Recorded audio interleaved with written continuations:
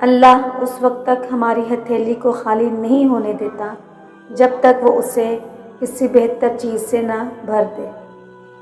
جب بھی حضرت محمد صلی اللہ علیہ وآلہ وسلم کا خیال میرے دل میں آتا ہے تو میں اپنے اعمال کا سوچ کر شرمندہ ہو جاتا ہوں۔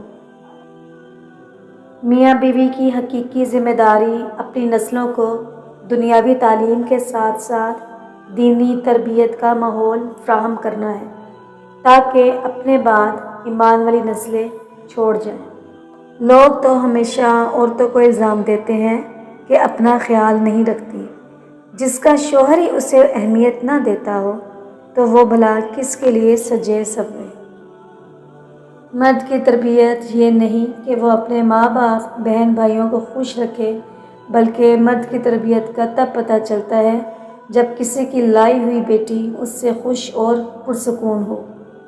عورت کسی بھی عمر کو پہنچ جائے اپنے بھائیوں سے اتنی ہی شدت سے محبت کرتی ہے جتنی کہ ایک ماں اپنی اولاد سے۔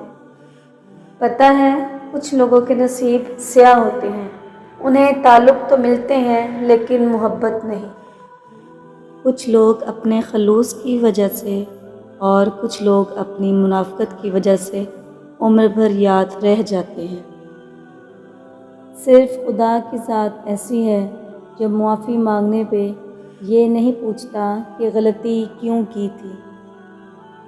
بیٹے نعمت ہیں، نعمتوں کا حساب لیا جائے گا، جبکہ بیٹیاں رحمت ہیں اور رحمتوں کا کوئی حساب نہیں۔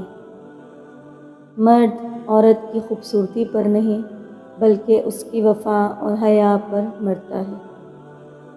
جس مذاق میں دو لوگ ہنسے اور تیسرے کے چہرے پر تکلیف دکھائی دے وہ دراصل مذاق کرنے میں نہیں، مذاق اڑانے کے زمرے میں آتا ہے۔